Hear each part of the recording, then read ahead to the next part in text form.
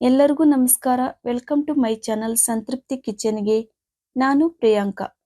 ಇವತ್ತು ನಾನು ನಿಮಗೆ ಊಟದ ಜೊತೆ ಸೈಡ್ಸ್ಗೆ ಏನು ಇಲ್ಲ ಅಂದರೆ ಮನೆಯಲ್ಲಿ ಬದನೆಕಾಯಿ ಇದ್ದರೆ ಬದನೆಕಾಯಿ ಫ್ರೈಯನ್ನು ಮಾಡಿ ನೋಡಿ ಎಷ್ಟು ಚೆನ್ನಾಗಿರ್ತದೆ ಅಂತ. ಸೈಡ್ಸ್ಗಂತೂ ಬದನೆಕಾಯಿ ಫ್ರೈ ಹೇಳಿ ಮಾಡಿಸಿದ್ದು. ಆಲೂಗಡ್ಡೆ ಫ್ರೈ ಅಂತೂ ಎಲ್ಲರೂ ಆಲ್ಮೋಸ್ಟ್ ಟ್ರೈ ಮಾಡಿರ್ತೀರ. ಅದೇ ತರಹನೇ ಇದು ಹೊಸ ರೆಸಿಪಿ ಬದನೆಕಾಯಿ ಫ್ರೈ.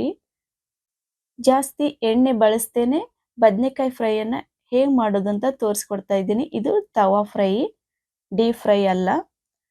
ಹಾಗಾಗಿ ನೀವು ಮನೆಯಲ್ಲಿ ಬದನೆಕಾಯಿ ಫ್ರೈಯನ್ನು ಮಾಡ್ಕೊಳ್ಳಿ. ಮೊದಲಿಗೆ ಬದನೆಕಾಯಿ ಫ್ರೈ ಮಾಡಲಿಕ್ಕೆ ಏನೇನು ಸಾಮಗ್ರಿಗಳು ಬೇಕು ಅಂತ ನೋಡ್ಕೊಂಬರೋಣ. ನಾನಿಲ್ಲಿ ಒಂದು ದೊಡ್ಡ ಗಾತ್ರದ ಬದನೆಕಾಯಿನ ತಗೊಂಡಿದ್ದೀನಿ. ಒಂದು 3/4 ಕಪ್ಪಷ್ಟು ಹಸಿ ಕಡಲೆ ಹಿಟ್ಟನ್ನು ತಗೊಂಡಿದ್ದೀನಿ. ನಂತರ ಸ್ವಲ್ಪ ಅಚ್ಚ ಖಾರದ ಪುಡಿನ ತಗೊಂಡಿದ್ದೀನಿ. ರುಚಿಗೆ ತಕ್ಕಷ್ಟು ಉಪ್ಪು, ಸ್ವಲ್ಪ ಅಜ್ವಾಯಿನ, ಸ್ವಲ್ಪ ಜೀರಿಗೆ, ಅರಿಶಿನ ಪುಡಿ ಮತ್ತು ಇಂಗು. ಇಷ್ಟಿದ್ರೆ ಸಾಕು, ಬದನೆಕಾಯಿ ಫ್ರೈ ರೆಡಿ ಆಗ್ತವೆ.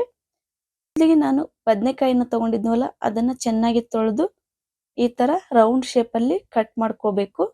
ನೋಡಿ ಇಲ್ಲಿ ನಾನು ತೋರಿಸ್ತಾ ಇದ್ದೀನಲ್ಲ, ಈ ಥರ ಶೇಪಲ್ಲಿ ಕಟ್ ಮಾಡ್ಕೋಬೇಕು.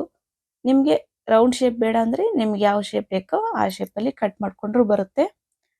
ಇವಾಗೆಲ್ಲ ಕಟ್ ಮಾಡಿದ ತಕ್ಷಣವೇ ನೀರಿಗೆ ಹಾಕಿದರೆ ಒಳ್ಳೆಯದು. ಇಲ್ಲಾಂದರೆ ಬದನೆಕಾಯಿ ಕಪ್ಪಾಗ್ಬಿಡ್ತವೆ. ನೀರಿಗೆ ಹಾಕಿ ನಾವು ಎಷ್ಟೊತ್ತು ಸಹ ಬದನೆಕಾಯಿ ಕಪ್ಪಾಗಲ್ಲ, ಹಾಗಾಗಿ ನೀರಿಗೆ ಹಾಕಿ ಇಟ್ಬಿಡಿ. ಇವಾಗ ನಾವು ಬದನೆಕಾಯಿನ ಅದ್ಲಿಕ್ಕೆ ಮಿಶ್ರಣವನ್ನು ರೆಡಿ ಮಾಡ್ಕೊಳ್ಳೋಣ. ನಾನಿಲ್ಲಿ ಒಂದು ತಟ್ಟೆಯಲ್ಲಿ ಅಚ್ಚ ಖಾರದ ಪುಡಿನ ಹಾಕ್ತಾ ಇದ್ದೀನಿ. ನಿಮಗೆ ಎಷ್ಟು ಖಾರ ಬೇಕೋ ಅಷ್ಟು ಖಾರನ ಹಾಕ್ಕೊಳ್ಳಿ. ನಂತರ ಹಸಿ ಕಡಲೆ ಹಿಟ್ಟನ್ನು ತಗೊಂಡಿದ್ವಲ್ಲ ಅದನ್ನು ಸಹ ಹಾಕ್ತಾ ಇದ್ದೀನಿ. ನಂತರ ರುಚಿಗೆ ತಕ್ಕಷ್ಟು ಉಪ್ಪನ್ನು ಹಾಕ್ತಾ ಇದ್ದೀನಿ. ನಂತರ ಸ್ವಲ್ಪ ಇಂಗನ್ನು ಸಹ ಹಾಕ್ತಾ ಇದ್ದೀನಿ.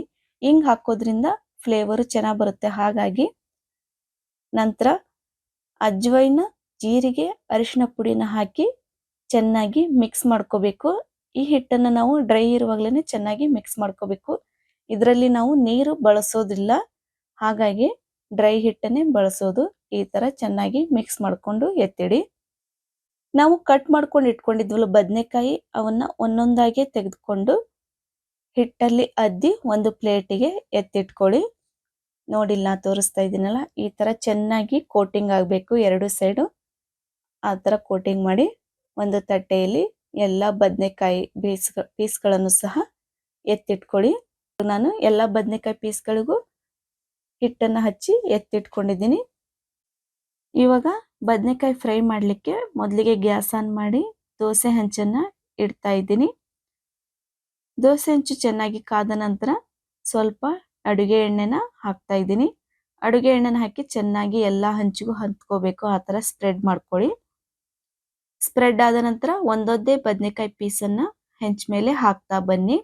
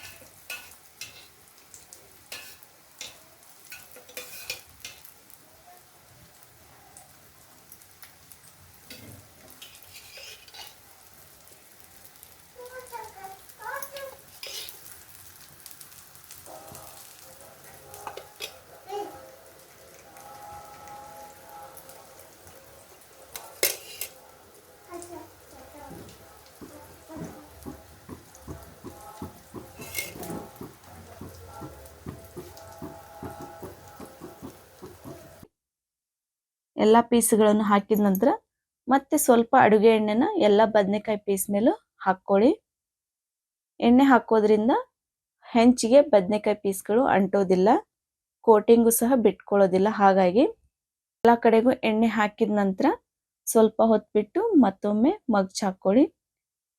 ಈ ಥರ ಮಗ್ಚ್ ಹಾಕಿ ಗ್ಯಾಸನ್ನು ಮೀಡಿಯಂ ಫ್ಲೇಮಲ್ಲೇ ಇಟ್ಟು ಬದನೆಕಾಯಿನ ಬೇಯಿಸ್ಬೇಕು, ಇಲ್ಲಾಂದರೆ ಬೇಗ ಕಪ್ಪಾಗ್ತವೆ. ಹಾಗಾಗಿ ಈ ಥರ ಎರಡು ಸೈಡು ಚೆನ್ನಾಗಿ ಬೇಯಿಸ್ಬೇಕು. ಒಂದು 4ರಿಂದ 5 ನಿಮಿಷ ಬೇಯಿಸಿದ್ರೆ ಸಾಕು, ಬದನೆಕಾಯಿ ಬೇಯ್ತವೆ. ಈಗೆಲ್ಲ ಚೆನ್ನಾಗಿ ಬೆಂದಿದ್ದಾವೆ. ಇವಾಗ ನಾನು ಒಂದು ತಟ್ಟೆಗೆ ತೆಗೆದು ಹಾಕ್ಕೊಳ್ತಾ ಇದ್ದೀನಿ.